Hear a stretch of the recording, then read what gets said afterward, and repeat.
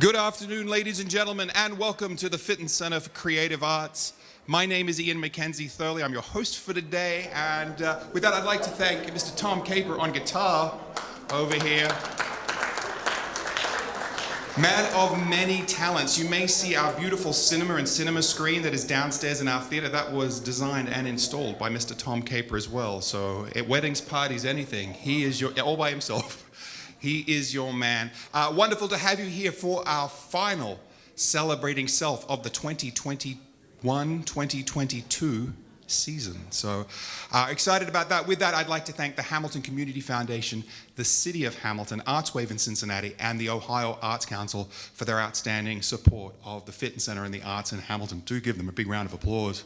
We certainly appreciate their incredible support, most particularly over the last couple of years. With that, did we all enjoy lunch? Oh yes, that is our good friends at Two Women in a Kitchen. Incredible support from them. Yeah, let's give them a round of applause. I like that.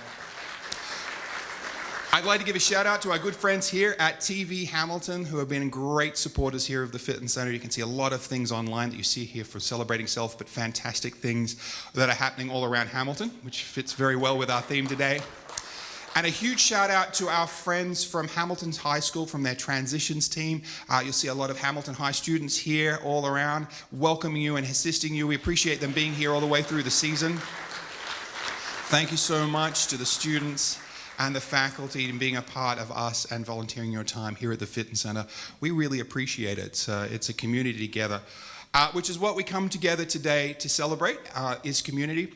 Speaking of, we have a huge April. The weekend of Friday, April 22nd, Saturday the 23rd and 24th is chock-a-block full of arts and entertainment here at the Fitton Center.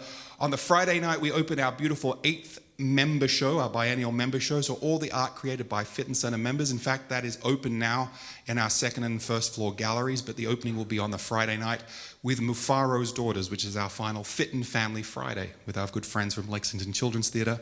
On the Saturday night, we have our boys, the Shades of Bublé. So if you would like 3 handsome men in suits and one at a piano to entertain you for the evening, the Fitton Center is where you need to be on Saturday night.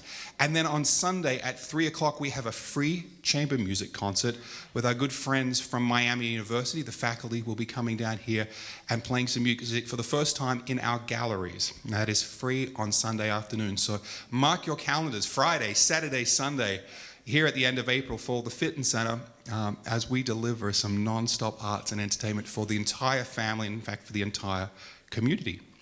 Which really brings us to where we are today. Trace and I were just chatting. I think we first had this conversation about this particular event way back in 2019 for our season. Our Shades of Bublé, I think I booked back in 2018, so we're playing a little catch up. We had a little pause there for a while. You may have read about it in the paper. And we are back on track. So really excited. As we've seen with Celebrating Self, we like to bring you all sorts of interesting things, but we also like to focus on local. And what better than that than the Hamiltonian magazine? I remember when Trace was first in his ideas of bringing this together, and we are very much in a digital age of bringing a print magazine to Hamilton. And I got to tell you, I took a little step back going, I don't know if this is going to work. And we are actually seeing that it has worked incredibly. We see this ourselves. You see our beautiful print brochures that we do. People like that tactile feel of in their hands. We all got it on our screens and our tablets, but to have paper in your hand and to turn the page and to see those vibrant photos is something very, very important to people. And Trace has really, and his team have really tapped into that, and in such an incredible way of supporting our community. Most particularly when you get in there, you're reading about what's going on in the schools and focus on our teachers who are leading our community through our children, and getting into those getting really in depth with those community stories. And it's just gone from strength to strength to strength. And we're very, very lucky. We have things like TV Hamilton that other communities don't have. We have this incredible print magazine produced here in Hamilton. There are other communities of our size and shape all around this country that don't even have half of that. And here we are. And going from strength to strength. And then the expansion of Trace Pro, I'll tell you a little bit more about that today, going into broadcasting as well. So these are really, really important things for our community as we continue to grow, and we know we're only getting bigger and better right now. So without any further ado, can I bring up the boss man, editor-in-chief, chief copywriter, coffee maker, and magazine seller, and the founder of the Hamiltonian magazine, Mr. Trace Fowler.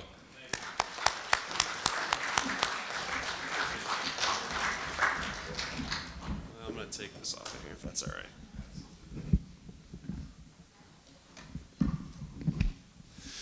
Well, he gave me a lot of titles that I don't have, because if I did have them, the magazine probably wouldn't be worth reading, quite frankly. I'll tell you a little bit about myself before I get into the publication and all the things that obviously we stand for and the reason that it exists. And I think that when I do that, it'll kind of paint a pretty good picture of why all of this came to be. I was born and raised in Hamilton. Pretty much both sides of my family were also kind of generation Hamiltonians, and they obviously at some point had migrated here from other parts, similar to probably the history of many of you. Having said that, someone asked me the other day, where's the pride come from? Like, why do you feel associated with your town as opposed to maybe some others that I've lived in areas of past? And I think my answer is obviously probably different than many of yours. I grew up, I love sports. I used to go to Hamilton Big Blue basketball games, and that was fascinating to me. That was my Chicago Bulls, if you will. That was my New York Knicks. I look forward to getting the little basketball they would hand out to you, and you'd take it home, and you'd shoot in the basement, and I would act like I was Nate Russ Boston because that was the guy that I wanted to be. So I don't know if Nate Russ Boston's out there in the world, but if he is, then there was a little kid that was acting like him. And I think as I grew older, you kind of, when you're a child, you're maybe a bliss to a lot of things. You probably don't understand the industries, and you don't understand maybe the jobs that exist and where the town had come from, and perhaps some of the struggles that it was going through when I was getting ready to graduate high school. But there was always this sense of pride that I was from Hamilton. I wear Hamilton on my chest when I go to other cities to play sports, and I wanted to come back, as probably many do, a winner. And when I left town, so I obviously graduated from Hamilton High in 2007 and went off to play sports and academics at a couple different colleges. And I would obviously mention I'm from Hamilton. And one thing, I'm not saying this was everywhere, but I will tell you there was something that kind of stuck with me. Sometimes when I would say that, there was what seemed to be a negative connotation that came with that. Are you from Hamilton? Like, what, I don't look like I'm from Hamilton? I mean, I'm confused. And obviously, I'll be honest, I was very naive to the fact of what Hamilton was going through at that time, right? Many industries were leaving, and maybe the town was perhaps viewed upon as struggling. And I just didn't see that. I never really understood that, I guess. So there was still pride there. And that pride, I think, comes from, quite frankly, the way that I was raised, but also the people that did things within this community when I was a child, and I felt proud of that. I was proud that my grandparents worked at General Motors for 30 plus years and went to work every day. I was proud that my grandmother worked at Champion Paper and went to work every day. That's where I came from, You woke up, you went to work, and you came back home and you supported your family, and you did the best you could. And I think that is what Hamilton is. I think far too often, and we'll get into this, but far too often maybe we've put our identity in things that are out of our control perhaps. And we thought that that was a sign of what we were when that's not a sign of what we are at all. So I say all that in saying that that is the reason behind the passion and the desire that I had to try to produce something. So it all started when I decided to come back to Hamilton. I had some, I think at that time, this is probably sad to say, but I think at that time I had two children. And obviously my wife, Jordan, and I said, I don't know, we seem to always be driving back home, or she's from Mason, I'm from Hamilton. We always seem to be coming back home all the time. Why don't we just maybe start moving closer? And I convinced her to move to Hamilton. It wasn't very hard convincing. Mason's, no offense, but it's just not Hamilton for me. So I say all that and saying that when I get to Hamilton, I'm seeing all the the revitalization to a certain extent. It's not nowhere near what it is now, but at the same time, I'm thinking, there's some positive momentum here, and maybe there's something I could do to help benefit that. And I think this is where I'll bring in someone that deserves just as much recognition as me standing up here, and that's Sean Spurlock, who's standing right here. I know he probably doesn't want me to bring him too much attention, but this guy right here, stand up, Sean. You have to stand up. I convinced this guy to go to I don't know, Wings on Brookwood, maybe, if my memory serves me right. And I don't know if I've talked to him in maybe 5 years or so, or whatever it may have been, because like I said, I wasn't living in town, and I said, I have an idea. I seen some stuff at some previous places that I had lived, and they had these little small publications that kind of promoted the things that were going on in their town. And I'll be honest, I said, these towns aren't nothing like Hamilton. There's not as much pride. There's not as much industry. They honestly don't hold a candle to Hamilton. But they have these things, and Hamilton doesn't. So I kind of explained this process and this theory, and Sean was, I'm trying not to be self-deprecating, but Sean was crazy enough to think that we could possibly do this. And I will share the sentiments that Ian said about being crazy when you went into these places telling me you want to start a print magazine with the digital age that we're in. And he wasn't the only one that thought we were probably crazy. And that's okay. I'll get into that. So having said all that, I just wanted to bring to attention that Sean obviously is the other guy that decided to go on this crazy journey. And I had a thought when we started. I said, I just want to try to basically encapsulate what my thoughts are on what we could possibly do. So at that time I had bought a drone, and I had to convince my wife that there was a reason that I should buy the drone. And I decided one day, what, I'm going to take this around town, I'm going to get some shots, I'm going to put a script together. And I'm not joking, I apologize in advance to anyone that worked at Mosler. Our voiceover did not pronounce it properly, so before you run me out or people start leaving in the middle of this video, I promise that I know that it's Mosler, not Mosler, as you will hear. The voiceover artist, who's pretty famous, not really famous, but pretty famous, you might notice. He didn't get that memo for Mosler and Mosler. But having said all that, I went around in 24 hours and put this video together. And the video, I guess what I'd like to call it, I think it went like viral locally, if you will. I think everybody in this town had seen it. If you haven't seen it, or it's been so long you might have forgotten about it, I have it here, and we'll see if this little clicker will work.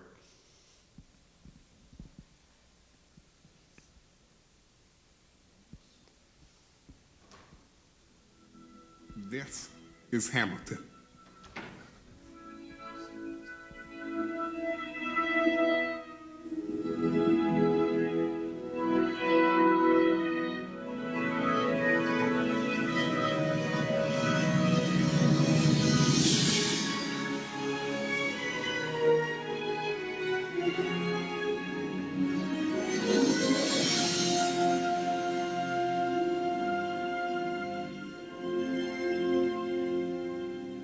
A city founded to be a safe haven.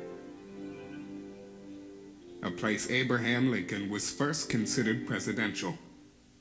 Henry Ford visited for opportunity, and by the 1900s, Hamilton was revered for manufacturing. This town built Liberty ship engines and military supplies which helped our country dominate world wars.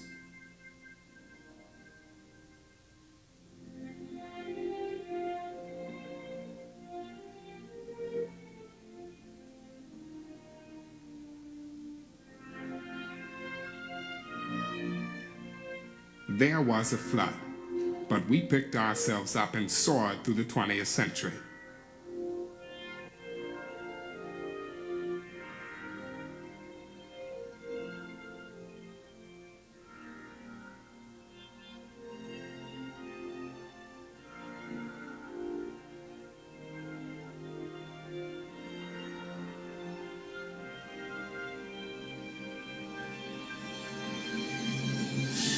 Names like Champion,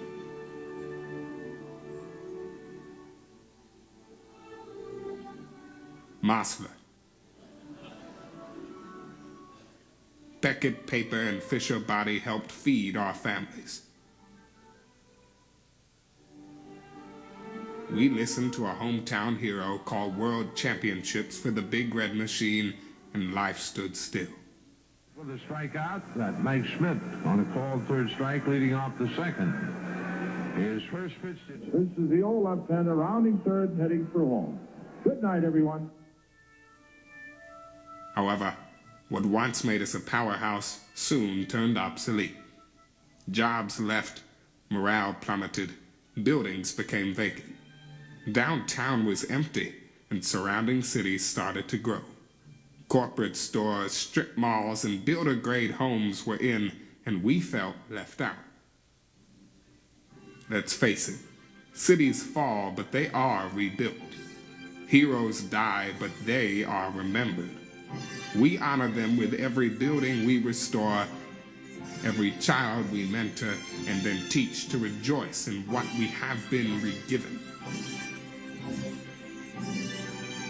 Our town, our stories, our pride.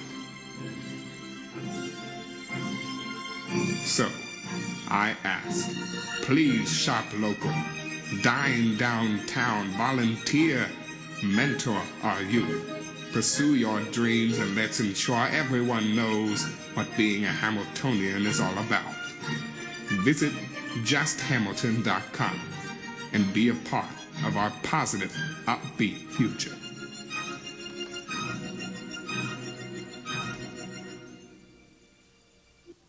So, yeah, that's fine. That's cool, right? I think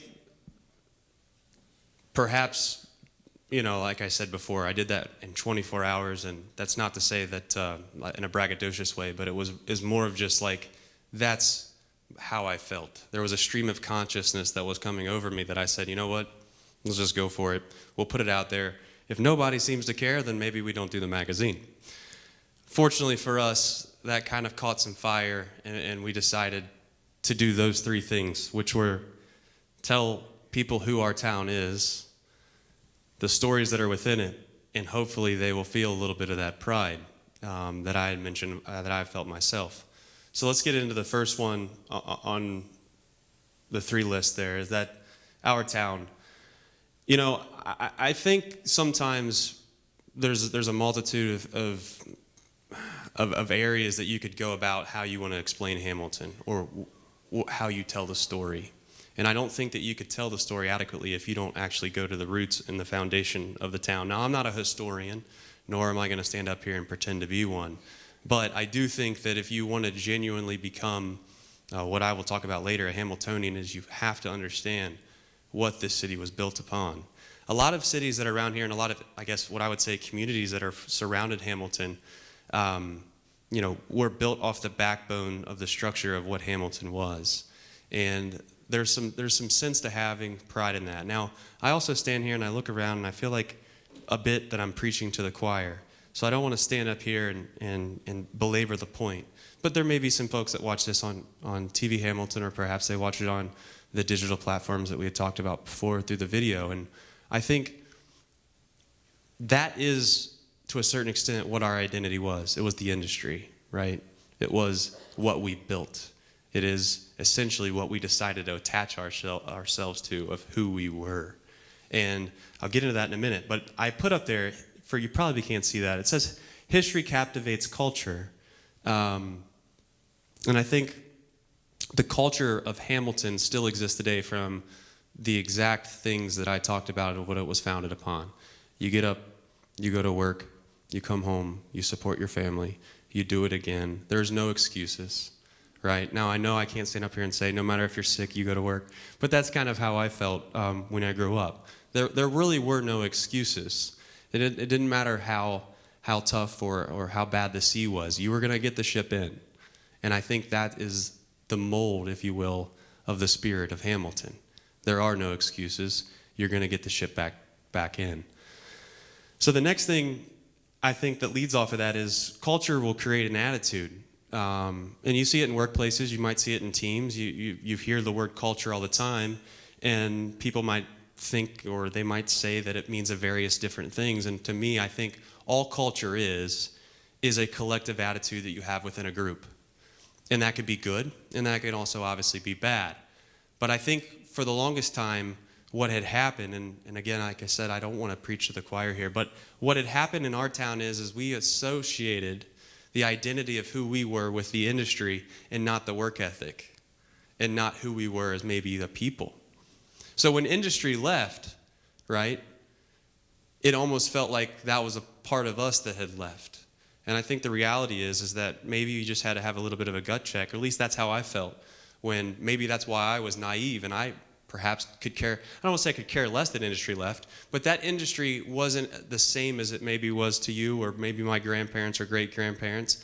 But at the same time, right, the same types of things that I talked about before, that attitude still resonated with me, the work ethic that I had talked about. And the last thing is that attitude is contagious.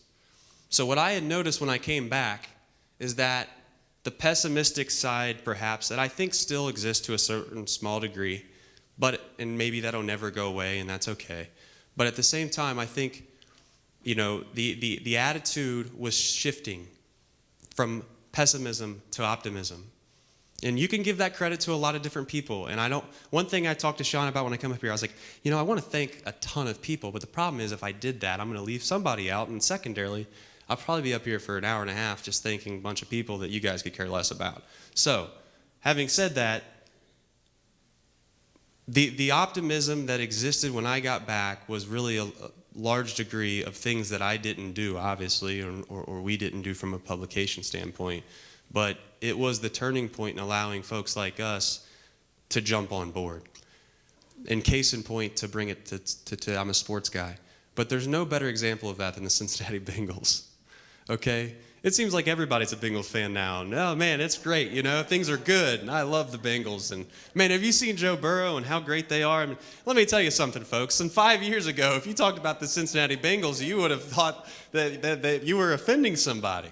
And that's kind of how I felt Hamilton was to a certain extent. It was like, oh, you beat down, you beat down, you beat down. And then also somebody finally reminds everybody, hey, it's okay. Things are going to get better. And like I said, the city leadership team, all of the folks that come in deserve a lot of credit for that. And that really is the foundation of what the town is. I think that when we go to tell these stories, you have to have a little bit of resemblance or have to remind yourself of where we came from. So the stories part, obviously, is maybe where we come into play. And there's two things that were kind of crazy in this idea. One was a print magazine, like real print that you guys probably have on your table. Like actual print that you send to people's mailboxes and you don't just open up a link and read it online, The second one was that we were going to tell nothing but positive stories, Like the idea that there's enough good things that are going on in one community that you could fill a publication up with just that. You don't have to get into maybe certain things that perhaps other people would like to get into. The reality for us is that our goal was never to be a journalistic type of publication. And that is important. And I will say really quickly, Mandy Gambrell, who was a huge supporter of ours, she just took over the Journal. And I think that's ecstatic. That's something that's great for our community. So we've never been opposed to journalism. We've just said on our end, if it's going to go in the publication, it's going to make somebody smile or feel good about the community that they live in. And that is the baseline of what our stories are.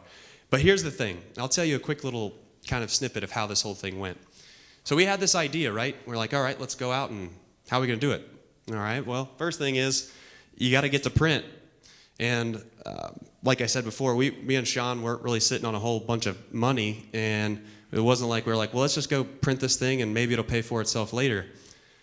In July of 2017, we decided, you know what? We're going to have to go around and convince people. Either they're going to feel bad for us or they're going to just like the idea. Either way, it doesn't matter. We need to convince them that this is a good enough idea to give it a shot to where we can raise, if you will, find enough ad revenue to support this publication just to print it and show them what we possibly can do. Now, it's a shame that I don't have the original publication we ran around and showed people. At the time, Sean will tell you, we thought it was pretty good. I mean, it wasn't bad.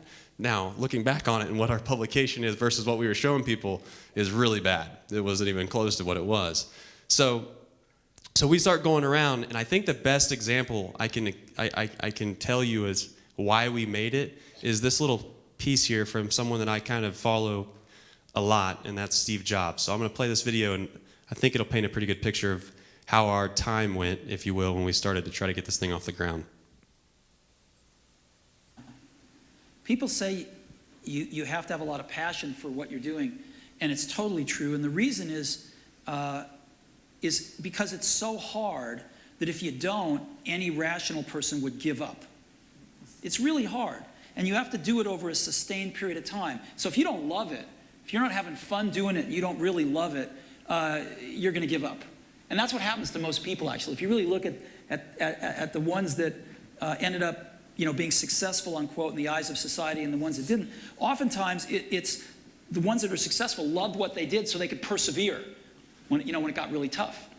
And the ones that didn't love it quit because they're sane, right? Who would want to put up with this stuff if you don't love it? So it's a lot of hard work, and it's a lot of worrying constantly. And if you don't love it, you're going to fail. So you got to love it. You got to have passion. And I think that's the high order bit. The second thing is you've got to be a really good talent scout, because no matter how smart you are, you need a team of great people, and you've got to figure out how to size people up fairly quickly, make decisions without knowing people too well, and hire them, and see how you do, and refine your intuition, and be able to help build an organization that can eventually just build itself, because you need great people around you. Liz. So that's kind of how it started and how it went when we started this publication. There was a lot of no's, folks. When I tell you there was a lot of no's, Sean might be able to tell me, so I'm not telling fibs up here. We went around, I think, to at least 10, 20. Where were we at? Between 10 and 20 businesses, and you walk in, you say, hey, thanks for meeting me. Here's our idea. Here's our vision. We feel like we've got to try to start to capitalize on the positive momentum that's going on in our community, and we want to tell positive things that are happening and get people excited about what's happening. And no. And then you'd get a maybe, and then you'd hold on to that maybe for maybe a couple days, and then you realize that was a no. And I will tell one quick story, because I don't want to, like I said, get into the idea of thanking everybody. The fact of the matter is you can look through the publication and see all the people that have supported us. But there's two stories that stick out to me. One day we finally started getting a string of yeses, if you will. I think we went to Wilkes Insurance, and Craig Wilkes brought us in. And I'll be honest with you guys, we were very naive, no idea really all that much of who Craig was, and the history behind the Wilkes and anything like that. And we get out of there, and of course he loves it, and he supports us, and we're on the board. We basically have done made it. We walked out of there, you'd have thought we'd done had the magazine printed. And the next place we went, I think, was Wings on Brookwood, and we go back. They're like, yeah, Wilkes is supporting it. And she goes, well, yeah, we'll support it too. Like, well, what did he do? We're like, well, I don't know. We just suggested something, well, we got an article sponsor. And she, God bless her, over there at Wings on Brookwood, she goes, you guys messed that one up. You should have gotten him for a bigger spot. I was like, well, we were just trying to get on the board. So she started supporting it. Next thing you know, it started building some momentum. And the day that we made print, Eddie Larkin at Rose Chevrolet called me. And I remember exactly where I was. This shows you how long it took us. To give you an idea, we started calling people in July, and I think we made it to print in late October, maybe the beginning of November. The goal for us the whole time was to try to get the first publication out at the beginning of that year, which is January of 2018. So for 4 months, we really ran around with our heads cut off, trying to convince a bunch of people. And he called me and said, we'll take the back cover. He's been on it ever since. And the reality is when that happened, that day, we knew that we could make it to print, and we knew that we could print the publication and at least not lose money, which will bring me to my last point. They talked about surrounding yourself, Steve talked about surrounding yourself with good people and trying to be a talent scout and bring people on without really knowing maybe all of them. I'd be remiss not to say during those 4 or 5 months, obviously we're not getting paid. And to be honest, this was a hobby at the beginning, quite frankly. This was a goal of just trying to get involved. Laura Levitt, who's sitting here, she was, I would call her our first writer, but the reality is that she reached out when that video was over on Facebook, I believe, or wherever it was. She's seen it. She sent us a message and said, hey, I'd love to write for you guys. Little did she know, we had no money, we had no magazine, we had nothing. So I said, yeah, no doubt, you'll be our writer. So Laura's been with us ever since, has written, I don't know at this point, hundreds, if not a couple hundred articles in our publications, been great ever since, and she's been a blessing.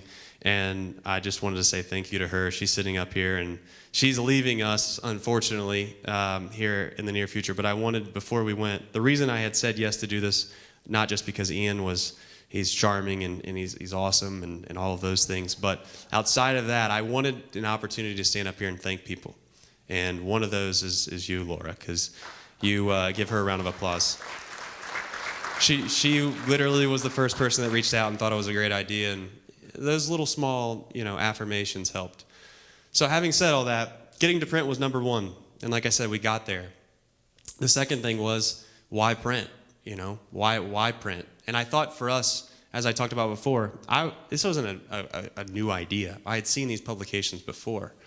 But the reality is that although everybody talks about the digital age, and we've started a company called Chatterbox Sports, which is digital media.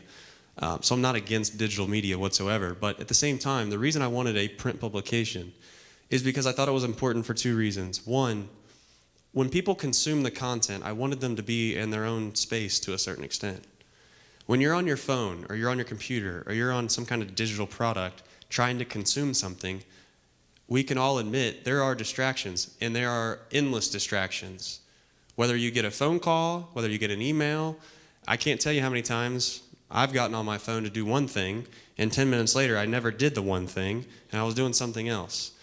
So for us, I wanted there to be something that maybe people could, I don't want to say escape from reality, but they could escape for just a small moment in time. They could pick it up at the doctor's office. They could pick it up somewhere at maybe they're waiting to get their tire changed. I don't care where they picked it up from. But that's one of the advantages print still has, and will always have. So that's number one. Number two is that it's collateral. People can take it and hand it to somebody that doesn't live in Hamilton. Or, for instance, and I'm not suggesting that this happens all the time, but if someone had an interest in moving to Hamilton, or they even had an interest in bringing their business into Hamilton, we were hopeful that our publication would do nothing more than to at least give them an opportunity to kind of take that and see it for what it was worth, and then make their own decisions on, wow, there's a town that has 50, 60,000 people, and they have a magazine like this. I think it speaks volumes to the people, not just the people that run it. Forget us for a minute. But the people that support it, that care enough to take their hard-earned dollars that they produce from a business and put it towards something that really has no benefit. Largely, again, there's some people that probably benefit from having their ad in there, but largely, it's a benefit to everybody, right? So those are the two reasons of why print. The last thing that I loved in business to a certain extent that I've always tried to find nuggets and keep is niche is rich and broad is broke. When we first started, there were some people that said, yeah, you guys are doing so great in Hamilton, you should do a Butler County one. Like, who's going to read that? Like, well, I don't care what's going on, quite frankly, in Westchester. I mean, do you care? And then they would naturally go, nah, I don't really care. And it's like, yeah, the reason it works is because it's only about Hamilton. And if you pick it up, you care about that specifically, right? I don't know anybody that gets Sports Illustrated that doesn't like sports. So having said all that, the goal for us was to make sure that we highlighted all of the things that we felt like were important within Hamilton. And it had to be consistent. So the last piece on there was consistency. I see too many marketing firms, and again, I'm obviously a little bit of a marketing guy, but there's too many marketing firms that want to spend millions and millions and millions and millions of dollars, and the next thing you know, it's like a one-week campaign. I'm like, well, what happens after that 1 week? You get one big rush, and then it's all done. Like, the main question I would say to folks that are interested in, or think about just trying to stay relevant is, more times than not, the most relevant thing is the something that you see consistently, whether it's on a daily basis or a weekly basis or even maybe on a monthly basis. But I can tell you that when you watch the Super Bowl, the only ads that you probably will remember 6, 7, 8 months from now are probably the ads from the same companies that have been running them for years. The same goes with the Olympics. I can tell you right now that Coca-Cola and McDonald's, they sponsor the Olympics. I couldn't tell you any of the other ones that did it for just one-off. So for us, we knew that this had to be a regular thing, which is why it's a monthly publication. Of course, if we could do it more, we would, but the reality is that's the the cycle that fits the best between content and also consistency. So those 4 pillars, if you will, are the things that we try to base our stories around. And you have a magazine sitting right in front of you. For those that probably don't, that maybe watch us later, the stories that are inside of here are things that Ian had mentioned before I got up here. It's anywhere from history, it's anywhere from sports, it's anywhere from teacher articles, spotlights on police officers, spotlights on firefighters. It is trying to essentially take a culmination of a multitude of things that people might find interest in and bring them into one publication. I know some people that literally walk up to our publication and say, I love your guys' Richard O. Jones stories. And I'm like, well, that's great. And I think that's all they read. And that's okay. If that's all they read, that's okay. At least they opened it up, and at least they gave it a thought. So for us, people ask what our demographic is. You know, like, well, who's your target audience? It's not hard, folks. It's Hamiltonians. It's Hamiltonians. It's people that just care about what's going on in our community. So having said all that, let's get into the pride piece, which is the last thing on that item, the 3 items, I should say. This is, I compare this sometimes, maybe it's a bad analogy, but it's kind of like nuclear energy. For those that don't know, nuclear energy is very effective. It's very, very powerful. The problem with nuclear energy is humans and the possibility of not making that nuclear energy work and having a nuclear problem. And that can be said with pride as well, right? I think sometimes pride can do one of 2 things. It can motivate you and make you passionate about trying to be helpful, but also it can make you, I mentioned before at the very beginning, there is a little bit of pessimism sometimes that happens in this community about, well, that's not the way it used to be. Well, that is true, but there's a lot of things that aren't the way they used to be. And all I would ask for those folks that might say, well, Hamilton's changing, it's not what I used to be. Ask yourself, you know, are the leaderships and the people that are trying to make a difference, do they care? Or is it just out of negligence? And I can promise you, it's not because they don't care. I want to play a clip here. You're probably staring at the screen wondering why Elon Musk is looking right at you. You know, Elon Musk, obviously, he's turned a little bit into maybe a controversial figure, but that's not the point of this clip. The clip is, to give you a little backstory. Elon Musk won basically a contract with NASA, okay, that allowed them to start working on commercial spaceflight. And what I would like to say is the old guard wasn't giving him the light of the day. He wasn't one of them. And I want to play the clip to show you what that looks like and what that is, and where you, if you're, I guess, don't be Neil Armstrong and have so much pride, you don't want to listen to someone that's trying to do something that might be just as good, if not better. Let's watch this. People who've been in the rocketry business for decades, who say about you that you don't know what you don't know. Well, I suppose that's true of anyone. How can anyone know what they don't know? But when critics say you can't do this, your answer to them is, we've done it. He's done it in partnership with NASA, which has given SpaceX technical advice and a contract worth up to $1.6 billion, mostly for 12 cargo flights to the space station. But SpaceX's lack of experience bothers some NASA legends like Apollo astronauts Neil Armstrong and Gene Cernan.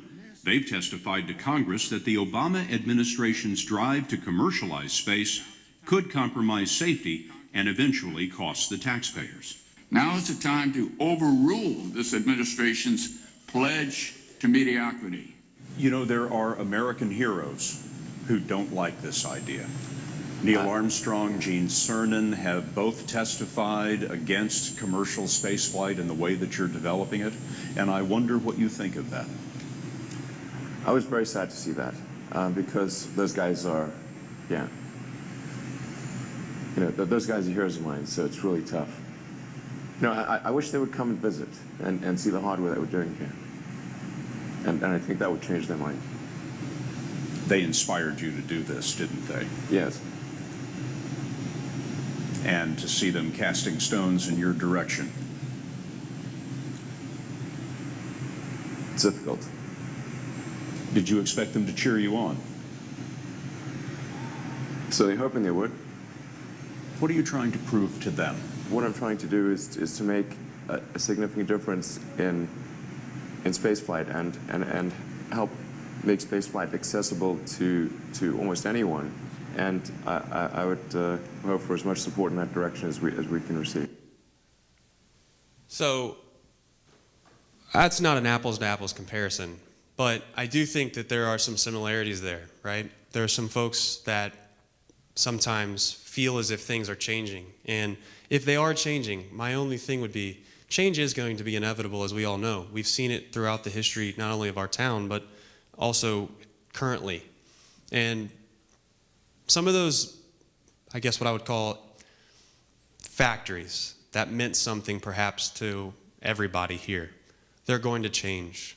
Either whether they get knocked down or they get renovated, they're going to change. They have to. And I would just say, the leadership team, and I'm not just telling you to just trust me, the leadership team that is in Hamilton, folks, they're doing their best that they possibly can to try to take the things that I talked about at the very beginning and continue to instill those into things that you might have to see today. And ultimately, it doesn't mean that, everything is going to change. Trust me, I'll be the first one up there picketing if they decide to tear down some kind of beautiful building that we have for no reason. But at the same time, for those that are out there, I would just ask, please find a way to make a difference. That's all we ever tried to do with the publication, and it doesn't make us any better. It doesn't make me any better than my grandparents. So that leads me to the last point. What is a Hamiltonian? I might make some folks, this is my opinion, okay, and you don't have to agree with it, and that's fine. I don't know if a Hamiltonian is someone that is born and raised here exclusively. I don't think that it is. I think a Hamiltonian, quite frankly, is someone that sees what this is as a community, and they can come in and they can be a part of it, and they can also help. And that's what the Hamiltonian hopefully inspires people to do, is that you don't have to have generations of people that have lived here like me to make a difference. You don't even really have to, quote unquote, be from here. Obviously, Ian, when he comes up here, I don't think Ian was born in Hamilton. And I don't know if he could argue that or convince me of that. But it's safe to say that Ian's invested a lot of his time, effort, and energy in trying to make this a better place. And same with Joshua Smith, and same with many others at the leadership team. I see Dan Bates. I just think that at some point, it needs to be a clear message from those that are in charge, or I should say those, whether you want to call us the old guard, and I don't even look at me as that, but if you want to call the folks that have had generational people that lived in Hamilton, it's not just about, oh, you should have seen what it used to be. That, in my opinion, is what it is, and there's nothing wrong with that. It is history. But at the same time, it takes a collective effort of people to pull on the rope in the same direction to get somewhere. And I think for us, my goal the whole time with the publication is nothing more than to try to get a bunch of people that are interested in helping be a Hamiltonian. So that's it. I'll open it up for questions. I appreciate your guys' time. I'll tell you this much. I was a little worried. I told Sean, I was like, there's going to be like 7 people there. And what do I do then? And there's not 7 people here. So that's good. That's a positive.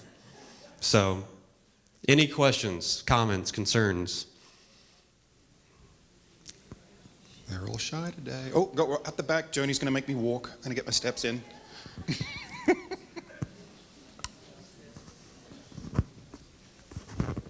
I was just curious what your subscription is now. I mean, I know the price, Sure. but how many people do you mail to every month? Yeah, a good marketer would probably have, at some point in his presentation, talked about the actual product and been able to try to get people to subscribe to it.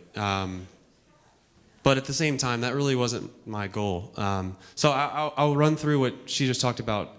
The subscription's relatively simple. You can mail a check in or you can get online and subscribe. A yearly subscription is $35. JustHamilton.com, which at the time I thought was a brilliant idea.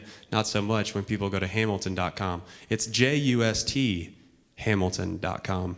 So there's a just before the Hamilton, folks. We do not have Hamilton.com. So it's JustHamilton.com, and you can subscribe. Or on the back of these publications and the magazines that you see on your table, we have plenty of them up here. There's some clear directions. In regards to subscriptions, we've hovered between, quite frankly, when we started, it was a couple hundred, 300, 400, 500, and we've, I don't know the exact number right now, Joni, but we're in the thousands for sure.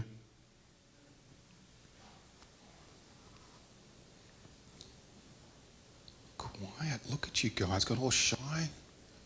End of the season, all questioned out.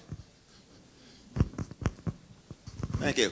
I read your magazine, Enjoy, but there's times when I'm looking at the picture and I'm wondering who. You want a caption? Yeah. I know. We've had that. That would be great. So yeah, the captions. Sometimes photos do get submitted to us, right, for stories, and there are unfortunately deadlines within the industry that we're in. And if the person that sent us the picture that goes along with said story doesn't offer a caption, perhaps there won't be a caption. But I do know that obviously is relatively important. One right here. I just want to say that I have a subscription that I have sent to my cousin who has moved away from Hamilton so that she can stay apprised of what's going on that's so great in Hamilton. And she tells me that she enjoys getting the magazine. Thank you. That's nice of you to say. And the cool thing is there's been a lot of things that have happened that we did not expect. One, I don't know if we've ever kept the count, but I'd be willing to bet we're sending the publication to over at least 20 to 25 states at this point. They're just various people that used to either live here and or have folks that still live here that they care about, that they just want to get the publication and read about. I'm going to ask a question. What's been the biggest surprise? What's the thing that shocked or surprised, delighted you in a positive way? Yeah. That's when you say the biggest, it's tough. I think how quickly people started to enjoy it and the obscurity of it kind of went away, if that makes sense. I think we felt like obviously it's a small little thing. We were just trying to get it off the ground. And the more and more people found out about it, the more and more people wanted to help us. And I felt like maybe that wasn't something we expected. And the biggest thing that happened to us that was kind of unexpected is the amount of people that we met that care about Hamilton, but more importantly are just good people. And this is where I try to refrain from saying a list of names because I inevitably will leave someone off. But I'm telling you folks, the amount of resources that people provide to people that just are trying to provide a positive substance for their community is mind-blowing at times. And you wonder kind of, maybe they have endless amounts of money, maybe, but I doubt it. But at the same time, they're willing to help us at the beginning when I guess, quite frankly, we needed the help. Great stuff. Any other questions from the floor? Bueller, anyone? Yeah, Ian said you guys ask unbelievable questions. And then what are you guys doing to me? Oh, it's my mother. There we go. There you go. That was her cue. I was going to say, I don't know if this question's for you or for me. I'm curious to know what you did before you came back to Hamilton. Yeah, great question. I worked as a student advisor at Sinclair Community College in Dayton. And then, this is probably, I'll say it how it is. I got kind of tired of, I guess, some red tape when you would try to help. And I decided I wanted to do something different. And at that time, I wanted to have a little more opportunities to spend time with my kids and be able to, I don't want to say get off of work whenever I could type thing. But so I naturally went into sales. So I started selling copiers for Xerox after that. And let me tell you something. If you can sell copiers, folks, you can sell anything. You walk into a place and you say, hey, I see you guys got a Konica Minolta. It looks good. It's not Xerox, though. And you say, when's your contract up? Folks, these are 5-year contracts. I'm like, well, that's not up till 2027. I said, well, I can cross them off my list because I won't be back here. I'll be back somewhere, probably a different job by 2027. So yeah, that's what I did. And then after you know, a lot of credit goes to my wife because could you imagine your husband coming home? You're making pretty decent money, and you got 2 kids, and you say, honey, I'm not happy. I think I need to quit. Well, what are you going to do? I don't really know. I think I can try some entrepreneurial type ideas I've had in the past, and I'll be honest. I then went into just kind of being a consultant at that point and trying to help folks with marketing, and had some success. And at that point, I stumbled upon obviously starting the Hamiltonian, and that naturally had grown enough to where it became a full-time job. And the crazy thing is that we're probably somewhat outside of Hamilton. We're better known for something called Chatterbox Sports, which is a live streaming platform that does a lot of high school sports. And I just look back and I think life's kind of wild, because Chatterbox Sports doesn't exist if Craig's Wilkes doesn't say, yeah, we'll take an article sponsor. And the rest of the rest of the folks as well that obviously said yes. The other quick story, I see Underwood, Peggy Underwood over there, and it reminds me of one last story I want to tell. This shows you perseverance. So I go knock on Richard's Pizza, and God bless them, Karen and Gail. Well, we love what you're doing, but we're not interested. Like, all right. Come back next week. You knock on the door. Are you guys sure you're not interested? I mean, we got some more and more people that are interested in this. Finally, I wore them down enough to where they decided they were going to help support us. And not to get too far into the weeds, but we work with Karen and Gail at Richard's Pizza on basically I don't want to say a daily basis, but a significant amount of time in regards to marketing. So we've grown that relationship from someone telling us no probably 4 times in a row to dealing with them on a weekly basis on trying to help with their marketing. And not that I'm trying to be inspirational up here, but I think that is what life is. You can manifest things if you just put your mind and you will it into energy. And I think ultimately that's what we've done with the publication. I've got a question here from Mr. Matt Rucker, who helps put these events together. Excuse me if I might have missed it, but I was wondering how you came up with the name Hamiltonian and also the Chatterbox. And does it have anything... Chatterbox. Yeah, the Chatterbox name. Same name we have in the map. So here's what I would say. The Hamiltonian was pretty easy. The hotel wasn't around anymore. Now, I will say that was a problem, because we would say, we're from the Hamiltonian. Like, yeah, you guys got new rooms over there. I'm like, not that Hamiltonian. But the Hamiltonian, I don't know, that was just a thought that seemed to stick, made a lot of sense. Chatterbox was, to believe it or not, I know what most people think it came from, which is the bar, obviously. Yes, on E Street. Yeah, right there next to Lincoln Elementary, which I tell my kids, hey, I used to go to school right there, big patch of green grass. That things change, right? So maybe subliminally, Chatterbox came from there, but I don't know if that was specifically, yes, that's why we did it. Thank you. Great questions. Well, thank you, ladies and gentlemen, and thank you so much to both Sean and to Trace for everything you're doing. And thank you so much for today. We really appreciate it. Ladies and gentlemen, put your hands together for Mr. Trace Fowler. Thank you, sir. People ask me a lot. I go to a lot of meetings and a lot of events and a lot of things out of Hamilton, and they're asked a lot. Always is, there's so much going on in Hamilton. Hamilton's enjoying so much success. What are you guys doing there? And obviously, we have an incredible city council and city leadership that's going on, and we really appreciate them. But everything you see good in this town comes from grassroots. It comes from people like Trace, and your incredible team and your partners and Sean and the people you've got around you and the community. We're seeing that with Operation Pumpkin and the Flea. All over town, community is rising up to bring this city together. And as I said earlier, to have a magazine, to have a symphony orchestra, to have a sculpture park, to have a city of sculpture, all of these things in just what is a small city of 65,000 people. We are punching so far above our weight and continuing to do so. But it comes from the community, and we're incredibly thankful for it, and thankful for people like you for contributing and coming back to Hamilton and contributing and putting back into the city and helping us grow together. We really appreciate it. Put your hands together, ladies and gentlemen, for our team here at the Hamiltonian.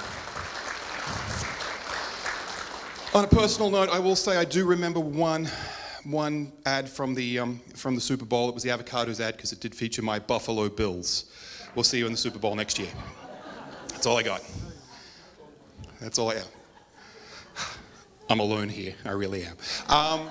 So much going on. We'd love, as I say, usually at this point I tell you what we're going to do next month, but we're coming back in September with our first Celebrating Self. And boy, we've got an incredible array for you. We have season launch back in August. So around that time, you'll be seeing what's going with our fantastic new season brochure, things like that. If you would like to sponsor here at the Fitness Center or donate, Lindsay Lee will have a beautiful sponsorship brochure very, very soon. It's about to hit the presses and come to you. So lots of different opportunities there.